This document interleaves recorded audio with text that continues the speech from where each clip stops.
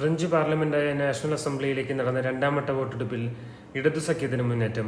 അധികാരത്തിലെത്തുമെന്ന് പ്രതീക്ഷിച്ചിരുന്ന തീവ്ര വലതുപക്ഷ പാർട്ടിക്ക് അപ്രതീക്ഷിത തിരിച്ചടി. നാഷണൽ റാലി 3-ാം സ്ഥാനത്തേക്ക് പിന്തള്ളപ്പെട്ടു.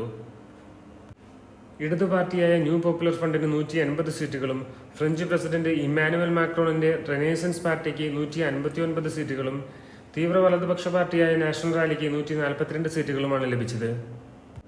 കഴിഞ്ഞ മാസം പാർലമെന്റ് പിരിച്ചുവിട്ട് തിരഞ്ഞെടുപ്പ് നേരത്തെയാക്കുകയാണെന്ന് പ്രസിഡന്റ് മാക്രോൺ പ്രഖ്യാപിച്ചതിനു ശേഷം ചെറു സോഷ്യലിസ്റ്റ് പാർട്ടികൾ, ഗ്രീൻ പാർട്ടി, കമ്മ്യൂണിസ്റ്റ് പാർട്ടി എന്നിവ ചേർന്ന് രൂപീകരിച്ച സഖ്യമാണ് NPF.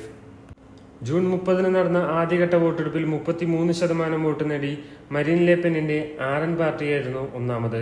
അതിലൂടെ RNന്റെ 39 സ്ഥാനാർത്ഥികൾ MP സ്ഥാനം ഉറപ്പിച്ചിരുന്നു. ഇതേ നേട്ടം രണ്ടാം വട്ടവും ആവർത്തിക്കുമെന്ന അഭിപ്രായ സർവേകളെ അടിസ്ഥാനമാക്കിയാണ് ഇടതു സഖ്യത്തിന്റെ കുതിപ്പ്. വലതുപക്ഷ പാർട്ടിയുടെ വിജയസാധ്യത മുന്നിൽ കണ്ടുകൊണ്ട് തന്നെ ഇമ്മാനുവൽ മാക്രോണും ഇടതുപക്ഷ പാർട്ടികളും ചേർന്ന് 200-ലധികം സ്ഥാനാർത്ഥികളെയാണ് പിൻവലിച്ചത്. ത്രികോണ മത്സരങ്ങൾ നടക്കുന്ന ഈ സ്ഥലങ്ങളിലെ സ്ഥാനാർത്ഥികളെ പിൻവലിച്ചതോടെ വലതുപക്ഷ പാർട്ടികളുടെ പരാജയത്തിലേക്ക് അത് നയിക്കുകയായിരുന്നു. ആർക്കും വ്യക്തമായ ഭൂരിപക്ഷമില്ലാത്തതിനാൽ ഒരു തൂക്കുമന്ത്രിസഭയാണ് നിലവിലുള്ളത്. പുതിയ സർക്കാർ അധികാരത്തിൽ വന്നാലും മാക്രോണിന് പ്രസിഡന്റ് സ്ഥാനത്ത് 2027 വരെ തുടരാം. എന്നാൽ ഈ ഇലക്ഷനോടെ പ്രസിഡന്റിന്റെയും പ്രധാനമന്ത്രിയുടെയും പാർട്ടികൾ വ്യത്യസ്ത പാർട്ടികളാകുന്നു എന്ന പ്രത്യേകത കൂടിയുണ്ട്. അതിനാൽ തന്നെ ഇവർക്ക് 2 തട്ടുകളിലായി ഭരിക്കേണ്ടി വരും.